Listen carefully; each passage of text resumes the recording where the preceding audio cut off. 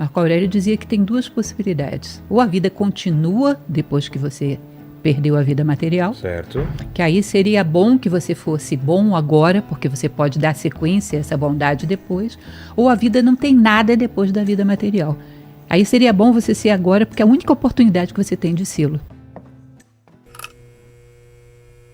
Uma das coisas que eu mais tenho pensado sobre, não porque eu estou com vontade de morrer ou penso em morrer um dia, porque talvez eu seja eterno, né? Quem sabe? Mas sobre a brevidade da vida, ou sobre o que Sêneca escreveu e esse medo da gente da morte, né? Eu estou nessa fase de ficar pensando que eu estou mais perto da morte do que meu nascimento. Nasci em 70. Então a gente começa a pensar sobre a brevidade da vida.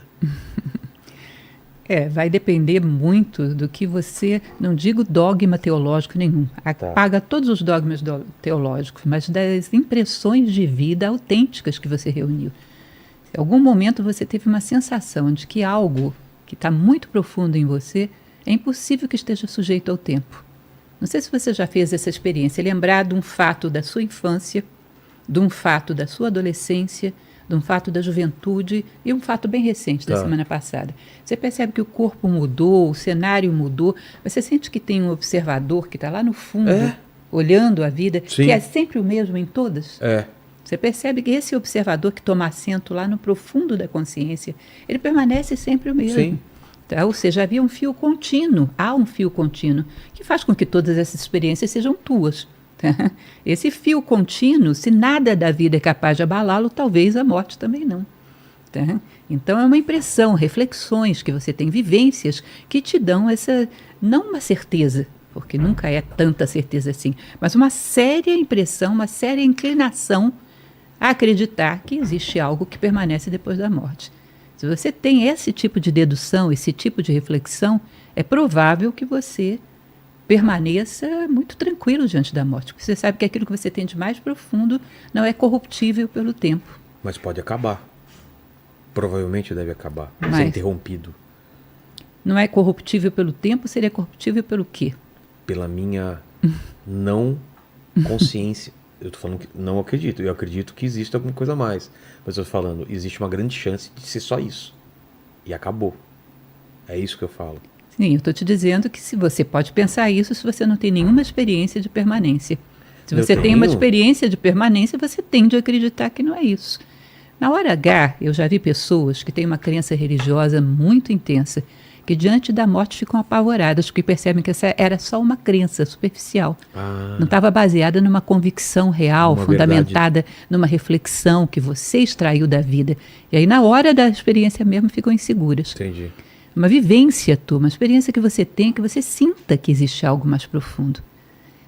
Essa percepção de que existe algo que não muda na tua vida inteira, ou outra experiência qualquer que você tenha tido que te dê essa impressão. Sócrates dizia que cada coisa se destrói pelo mal que lhe é próprio.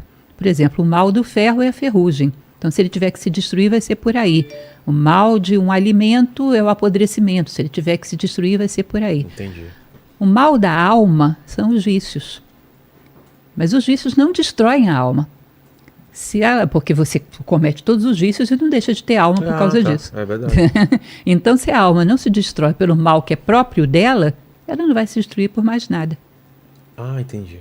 Então, argumentos desse tipo, Shankaracharya também fala sobre isso, argumentos desse tipo que vão te dando uma sensação de que é lógico que haja algo que permanece. Bom, se você tem esse embasamento, você se comporta de maneira muito serena diante da morte. Agora, se os seus embasamentos todos estão em sistemas de crenças que não foram muito aprofundados numa experiência, talvez você entre em pânico, talvez entre em desespero. Depende muito de como você viveu a vida. Depende muito. Uma psiquiatra chamada Elizabeth Kubler-Ross trabalhava com doentes terminais, cuidados paliativos, né? Sim. E ela escreveu algumas obras sobre queixas, sobre posicionamentos de pessoas diante da morte. Uma das coisas que ela falava é do medo terrível que surge em pessoas materialistas diante da morte, porque elas têm evidência de que tudo que elas consideravam como valor vai ser perdido aí. E nada poderia ser feito em relação a isso. Então que as pessoas ficam sem chão, ficam muito desequilibradas, às vezes a consciência se evade, porque não consegue confrontar a morte diretamente, com essa sensação de que perderam tudo. Quais são as queixas? Deveria ter cuidado mais de saúde?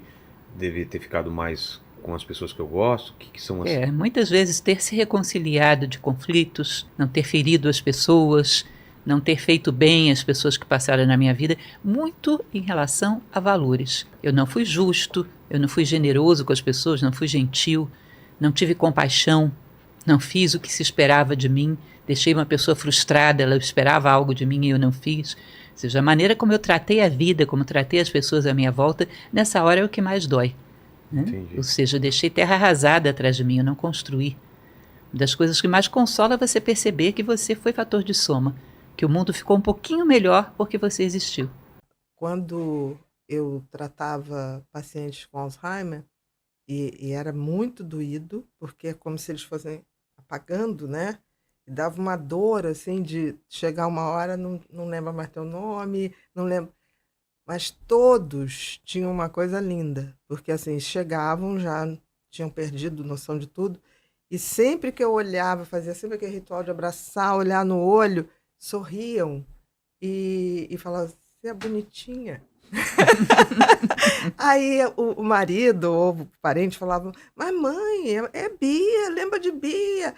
Ela, não, mas eu gosto dela. Aí que eu saquei, olha que interessante, que a memória é uma cognição, mas o amor é um sentimento, é uma percepção. Entendeu o que eu tô falando? Apagou a memória, mas não apagou o que sentíamos. Né? Aquele olhinho que eu fazia assim, tanto que eu pegava pela mão, vinha. Né? É muito interessante isso, quer dizer, a conexão afetiva e amorosa, você pode até perder a memória, mas você não perde isso.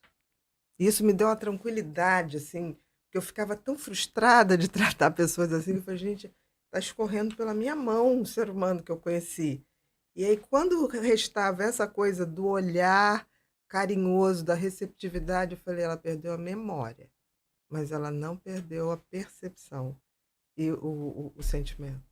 E essa Incrível, experiência, né? De vida, essa essência que se retira da vida, eu também não acredito que se perca. Também não. É como se você imaginasse uma experiência de alguém estar caminhando na rua e existe um buraco na calçada e você pisa ali, sei lá, Desaparece. torce o pé ali.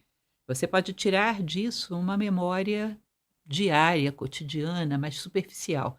Ou seja, tal dia eu estava andando na rua, que a prefeitura da cidade deixa esse buraco, quebrei o salto do meu sapato. Isso é toda a memória O pé, seja como for. Superficial do fato. Uhum. Isso, obviamente, você vai perder.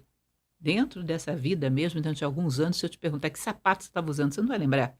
Agora, existe uma memória essencial disso aí, que é aquela que retira o extrato disso, que diz, bom, estava totalmente distraído e sofri um acidente, ou seja, a ausência, distração, provoca dor. Se você para, reflete e extrai essa essência dessa experiência, parece que ela entra num determinado campo que já não é mais capaz de ser apagado. Platão chamava isso de reminiscências.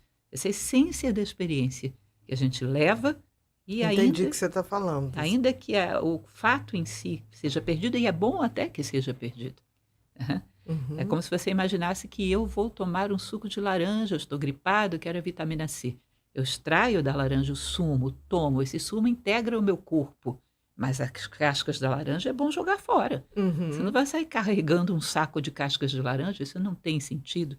Existe uma tradição tibetana, inclusive, do Bardo Thodol, que em determinado momento eles dizem que se nós fôssemos capazes de recordar essa essência da experiência e esquecer o preço que pagamos por ela, não precisaríamos morrer.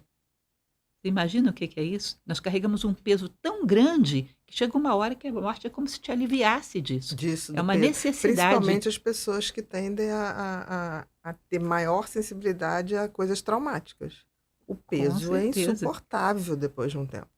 É uma frase radical, forte, né? Porque trabalha com uma questão metafísica, mas de qualquer maneira eu entendo a lógica da morte como uma coisa que corta esse fio desse saco que a gente arrasta. Uhum. Uma pessoa às vezes tem uma virtude, você diz, nossa, como você é bom, como você é calmo. Ah, menina, deixa eu te contar como é que foi isso. Senta aí. Aí tem aquele cordão de lamúrias Sim, e ela É. sai arrastando aquilo tudo pela vida fora. Essa memória seria bom perder. com certeza. Salve família, canal Mente e Evolução para você que busca autoconhecimento, espiritualidade, sabedoria, entre outros assuntos que vão te ajudar na tua caminhada pessoal. Se inscreve no canal, deixa seu like, comenta e compartilha.